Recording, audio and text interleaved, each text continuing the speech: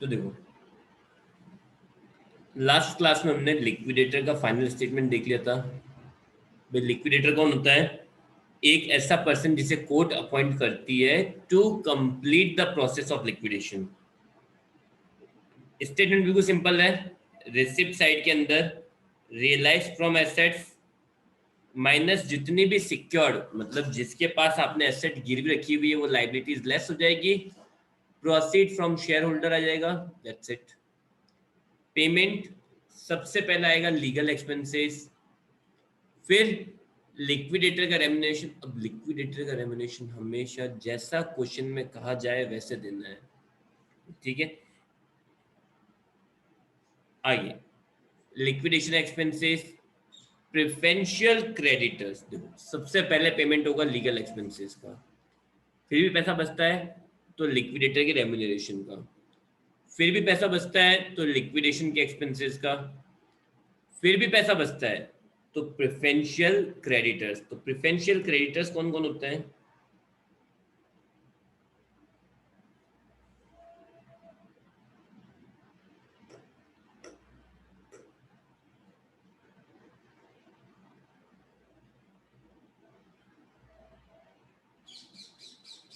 Preferential creditors,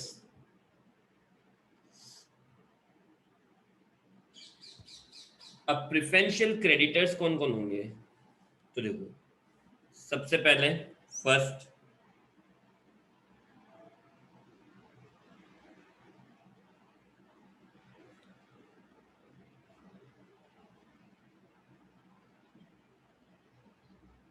outstanding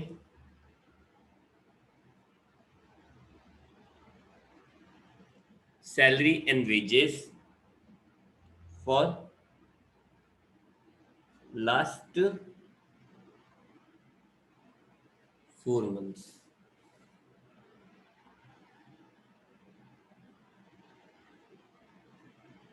ठीक है, पिछले 4 महीने तक की outstanding salary and wages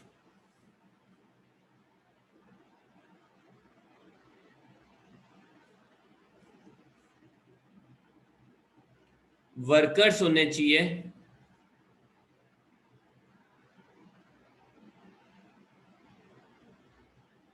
excluding director.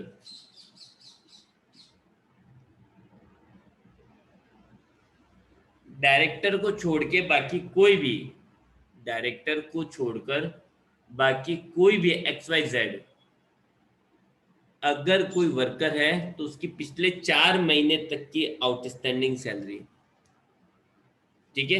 But maximum ₹20,000 पर एम्प्लॉय। बट हाँ, you can you can ignore it, 20,000 को इग्नोर कर सकते हो आप। तो के लिए लास्ट ये बात ध्यान रखो, 4 महीने की आउटस्टैंडिंग सैलरी। तो अब देखो, पिछले 4 महीने, अब अगर किसी एम्प्लॉय की पिछले 6 महीने की आउटस्टैंडिंग सैलरी है, लास्ट 4 मंथ कहाँ से है? From the date of liquidation.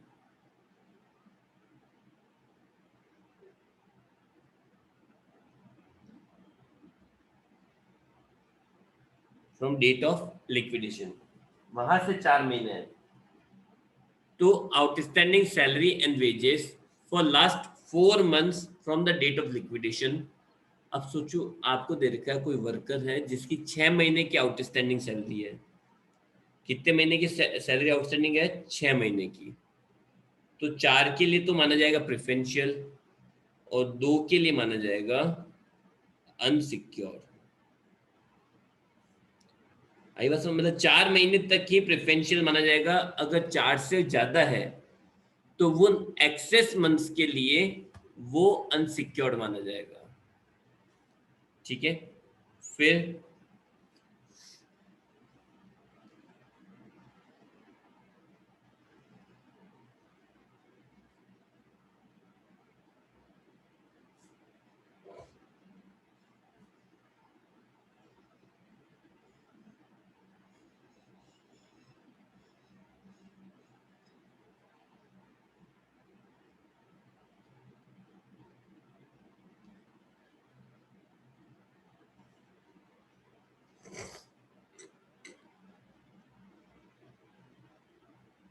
Any kind of taxes assessed in last 1 year, किसी भी तरह का कोई भी टैक्स हो जो पिछले 1 साल के अंदर अंदर असेस हुआ है, मतलब असेस का मतलब होता है डिसाइड हुआ है, तो वो सारा का सारा क्या हो जाएगा, प्रिफरेंशियल क्रेडिटर्स।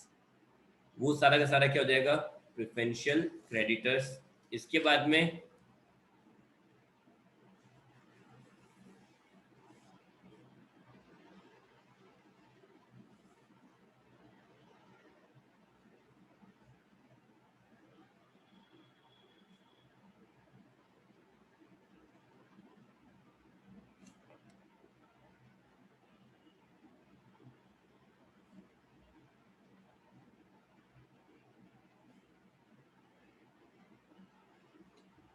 कोई भी स्टेचुरी पेमेंट मतलब वैधानिक दायित्व हो, जैसे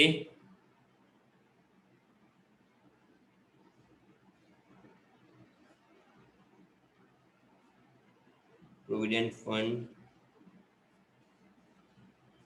ग्रेच्युटी फंड, ईएसआई एक्सेट्रा। तो अगर कोई स्टेचुरी पेमेंट है जो कानून के अनुसार पे करना था बट अभी तक नहीं किया है, तो वो भी क्या हो जाएगा, प्रिफरेंशियल क्रेडिटर्स बन जाएगा। ठीक है, तो बेसिकली तीन ये मेन चीजें आती है, बाकी है तो आपके 7-8 है, बट तीन चीजें मेन है। पहला, कोई भी आउटस्टैंडिंग सैलरी एंड वेजेस हो, कोई भी आउटस्टैंडिंग सैलरी एंड वेजेस हो पिछले 4 महीने तक की, पिछले 4 महीने की कोई भी आउटस्टैंडिंग सैलरी एंड वेजेस है तो प्रेफरेंशियल है। किसी भी तरह का कोई टैक्स है जो पिछले 1 साल में असेस हुआ है तो वो भी प्रेफरेंशियल होगा। और कोई भी स्टेचुरी पेमेंट जो आउटस्टैंडिंग है, जैसे provident fund, gratuity fund, ESI, अगर ये आउटस्टैंडिंग है तो ये भी किसमें जाएंगे, प्रेफरेंशियल में। तो बात यह चल रही थी, पेमेंट का सीक्वेंस क्या होना चाहिए, सबसे पहले पेमेंट करना है लीगल एक्सपेंसेस का, फिर पैसे बच जाए,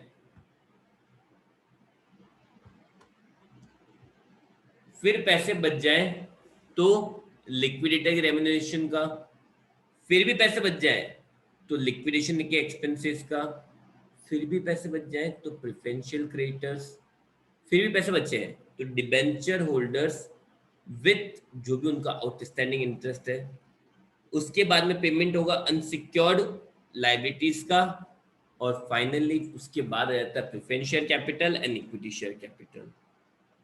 तो आपको 1 मिनट लगेगा, बराबर बराबर 1 मिनट, इस फॉर्मेट को रीड आउट कर लो। पेमेंट का सीक्वेंस जो है उसको अच्छे से रीड आउट कर लो, बराबर 1 मिनट का टाइम दे रहा हूँ मैं आपको।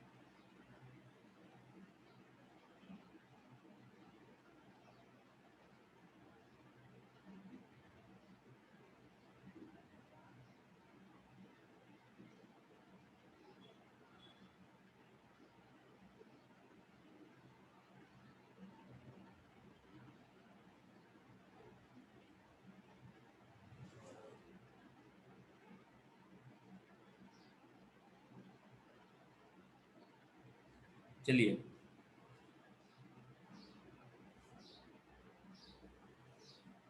क्या हुआ मयंक?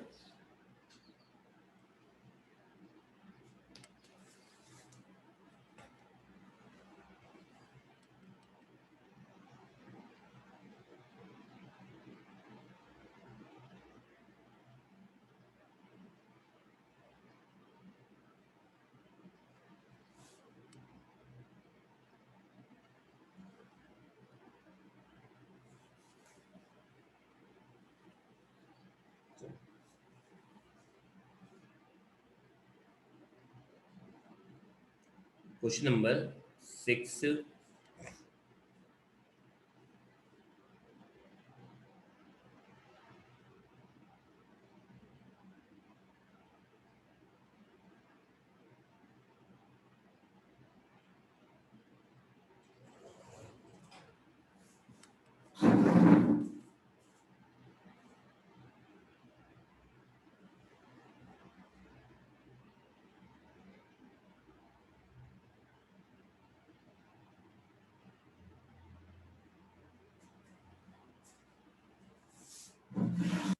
तो देखिए,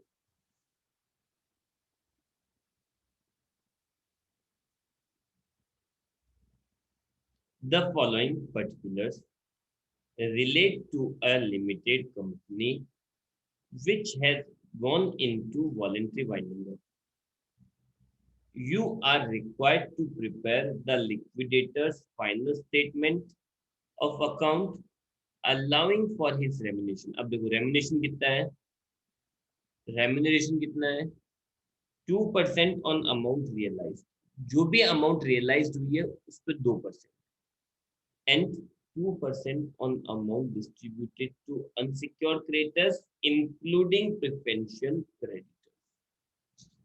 मतलब जो भी अमाउंट रियलाइज होगी, कहने का मतलब क्या है, जो भी अमाउंट रियलाइज होगी उस पे 2% रेमुनेशन देना है, प्लस जो भी आप प्रिफरेंशियल क्रेडिटर्स और अनसिक्योर्ड क्रेडिटर्स को पेमेंट करोगे उन पे भी 2% रेमुनेशन देना है। मतलब फॉर एग्जाम्पल आपने प्रिफरेंशियल क्रेडिटर्स को दिए दो, मतलब 20,000 रुपए, तो 20,000 पे 2%। अब अनसिक्योर्ड क्रेडिटर्स को अगर आपने पेमेंट ही नहीं किया तो रेमुनरेशन भी क्या होगा, नहीं देना पड़ेगा। मतलब कहने का ये है कि अनसिक्योर्ड क्रेडिटर्स और प्रिफरेंशियल क्रेडिटर्स को जितना पेमेंट करोगे उस पेमेंट के ऊपर 2% देना है। बाय द वे अगर आप पेमेंट नहीं कर पाते हो तो रेमुनरेशन भी नहीं देना पड़ेगा। ओके, तो रेमुनरेशन क्लियर हो गया भाई, 2% on amount realised and 2% amount distributed to unsecured creditors including preferential creditors. ठीक है, फिर प्रिफरेंशियल क्रेडिटर्स से ₹1,00,000, अनसिक्योर्ड क्रेडिटर्स से 3,20,000, डिबेंचर से ₹1,00,000। फिर हम एसेट्स रियलाइज कितना दे रखा है, लैंड एंड बिल्डिंग से 2,00,000, प्लांट एंड मशीनरी 186,500 और फिक्सचर एंड फिटिंग से 10,000। फिर लिक्विडेशन के एक्सपेंसेस दे रखे हैं 10,000। सिंपल। तो देखो स्टेटमेंट बनाना है तो स्टेटमेंट से पहले बनता हमेशा वर्किंग नोट, कभी स्टार्टिंग स्टेटमेंट से होती नहीं है। ठीक है, हमेशा पहले क्या बनता है, वर्किंग नोट।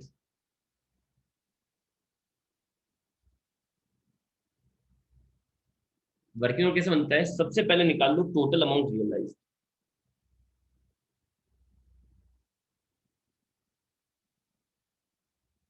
देखो आपको अमाउंट रियलाइज कितनी कितनी हुई है, आपको अमाउंट रियलाइज कहाँ कहाँ से, देखो लैंड एंड बिल्डिंग से 2,00,000, प्लांट एंड मशीनरी 186,500 और फिक्सचर फिटिंग से 10,000।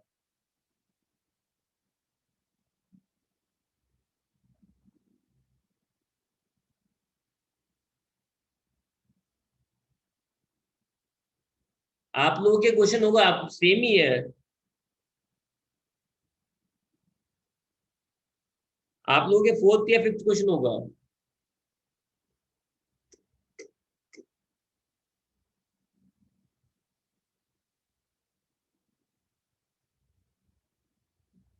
हाँ वही 186,500 और शायद एक एक जीरो कम होगा। आप लोगों कैसे होगा, 20,000, 18,650 ऐसा भी हो सकता है शायद।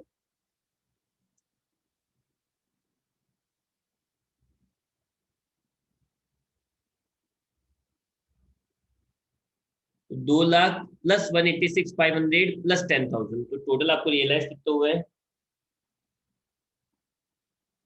396,500।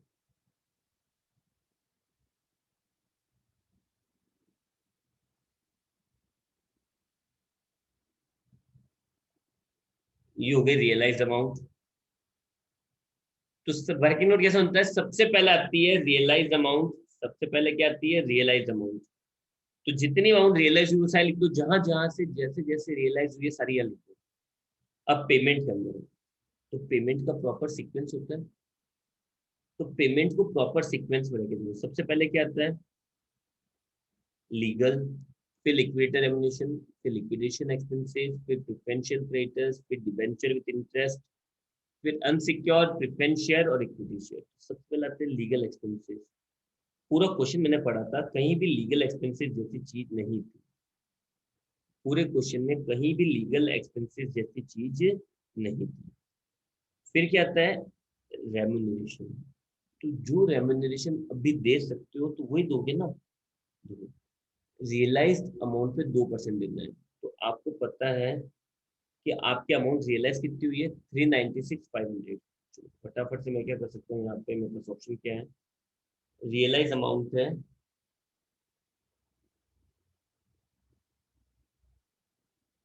फिर amount 2% on amount distributed to unsecured creditors.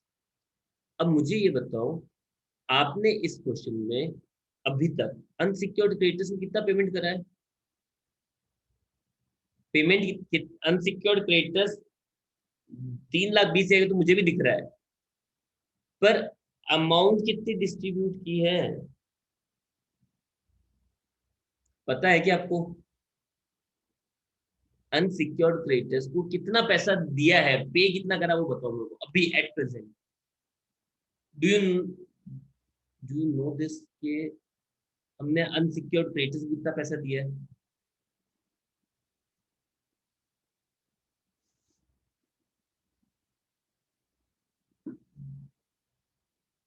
नहीं पता ना, तो जो आपको पता ही नहीं है तो आप रेमुनेशन कैसे दोगे। तो लिक्विडेटर का रेमुनेशन तो देना है, पर जैसे जैसे आप वो एक्टिविटी करते जाओगे वैसे वैसे रेमुनेशन देना है। जैसे जैसे एक्टिविटी कंप्लीट होगी वैसे वैसे। आई बात समझ में। तो अभी मेरे पास केवल एक ही एक्टिविटी कंप्लीट है कि मैं वो रियलाइज अमाउंट पता है, तो मैं रियलाइज अमाउंट का 2% जरूर रेमुनेशन दे सकता हूँ। तो मैं फटाक से क्या करूंगा,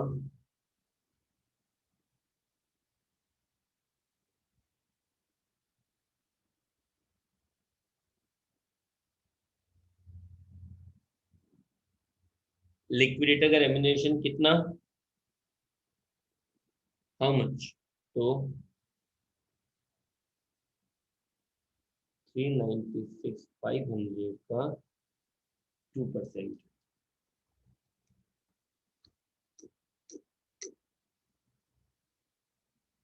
7,930।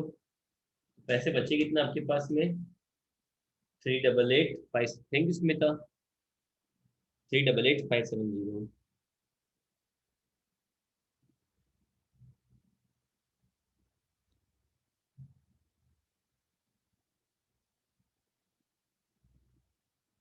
लेस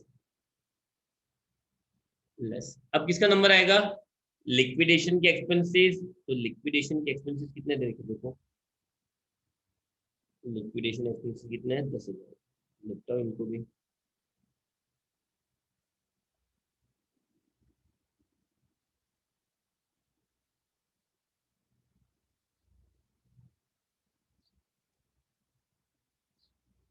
फिर लिक्विडेशन के एक्सपेंसेस के बाद में preferential creditors,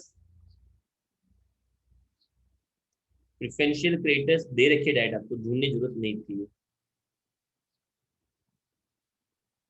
preferential creditors 1 lakh के हैं, लेकिन एक कंडीशन है, 2% on amount distributed to preferential creditors. मतलब प्रिफरेंशियल क्रेडिटर्स को जो भी पेमेंट करोगे, प्रिफरेंशियल क्रेडिटर्स को जो भी पेमेंट करोगे उस पेमेंट के ऊपर आपको 2% रेमुनरेशन देना ही है। ठीक है, तो प्रिफरेंशियल क्रेडिटर्स मैंने कितना पेमेंट किया है, 1 लाख, 3 लाख रुपए बचे हुए हैं, तो मैं 1 लाख का पूरा पेमेंट कर सकता हूँ। तो 1 लाख तो दिए प्रिफरेंशियल क्रेडिटर्स को, और जो भी आप प्रिफरेंशियल क्रेडिटर्स को पेमेंट करोगे उस पर रेमुनेशन देना है। तो 1 लाख का 2%, 2,000, तो ये बच गया आपके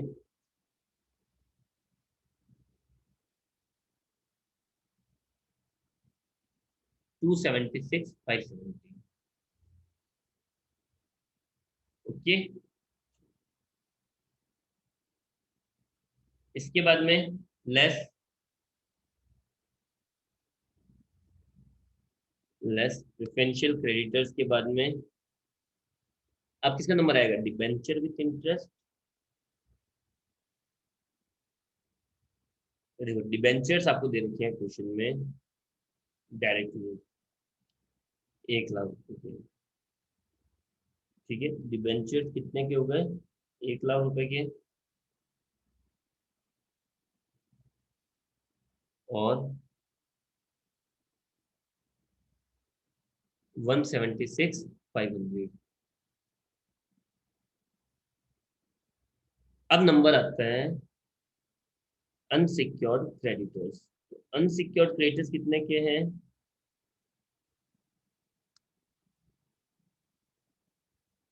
3,20,000।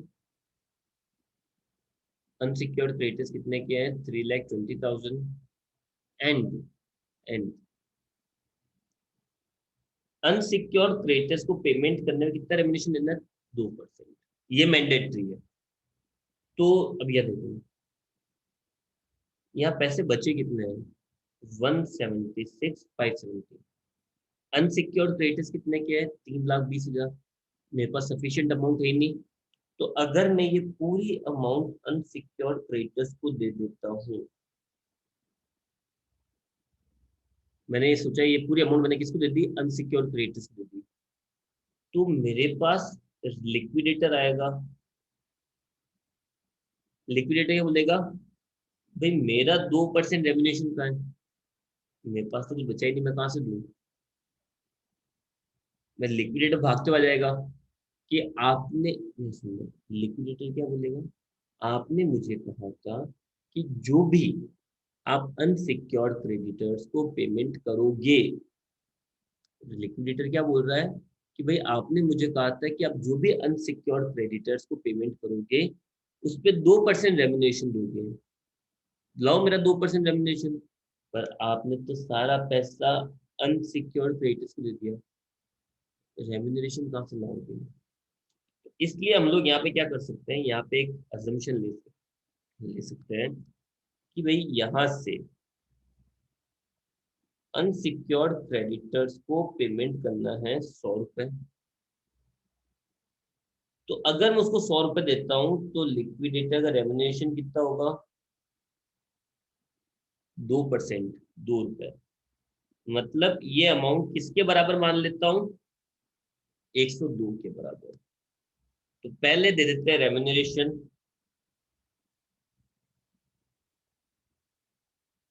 176,570 102 के बराबर है। तो 2 के बराबर कितना होगा? ये हो जाएगा 176,570 डिवाइडेड बाई 2 इंटू 3,462। और बचा हुआ पैसा किसको दे देंगे? 173,108। Page 2, unsecured creditors. समझ में आई लास्ट वाली कैलकुलेशन सबके?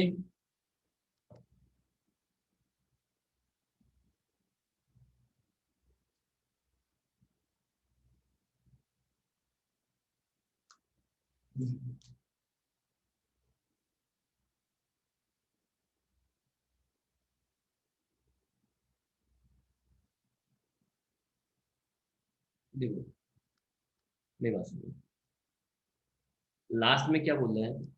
इस अमाउंट में से, इस अमाउंट में से आपको अनसिक्योर्ड क्रेडिटर्स को पेमेंट भी करना है। सुनना मेरी बात को।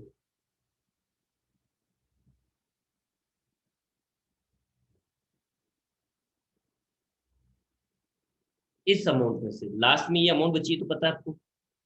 यहां तक तो समझ में आया सबको? पहले बताओ, यहां तक तो समझ में आ गया?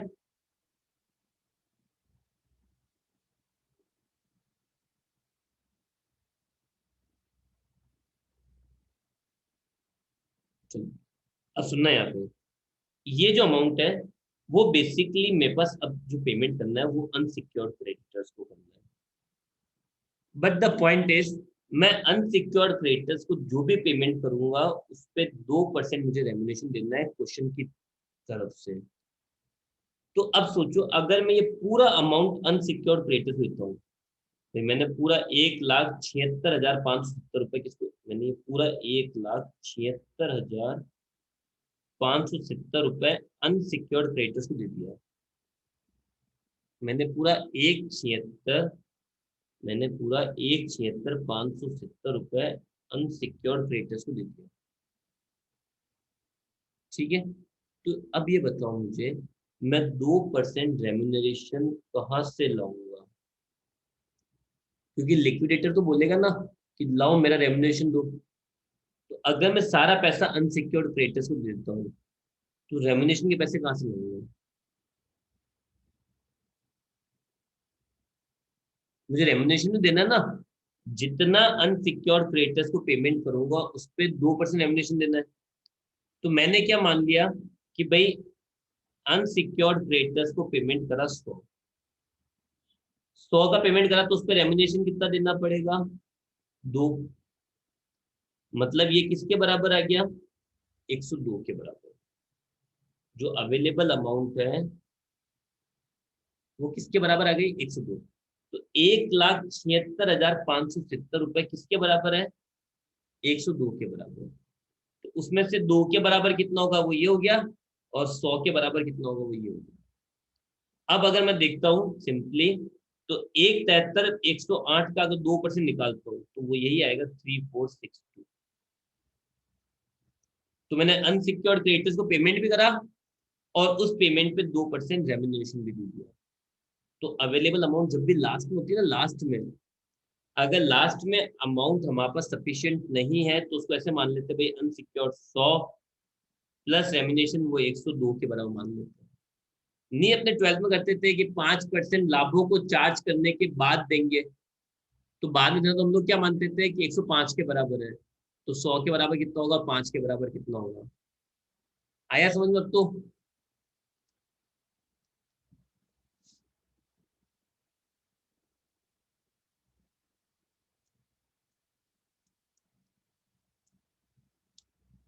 तो देखो, फाइनली हम लोग क्या बना देंगे? लिक्विडेटर का स्टेटमेंट।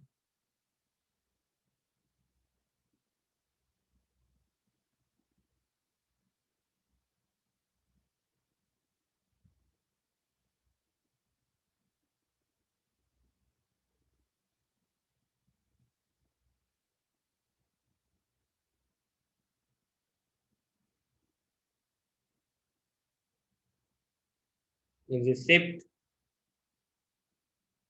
पेमेंट। तो रिसिप्ट क्या, देखो रिसिप्ट क्या क्या हुआ है?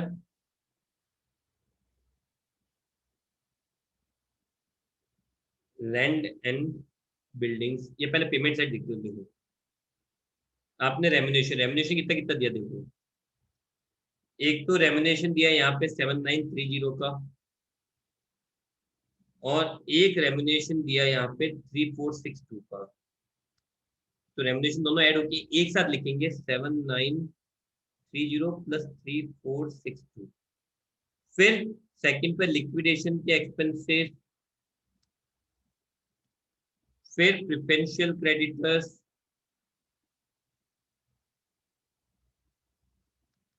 1,00,000, अन डिबेंचर्स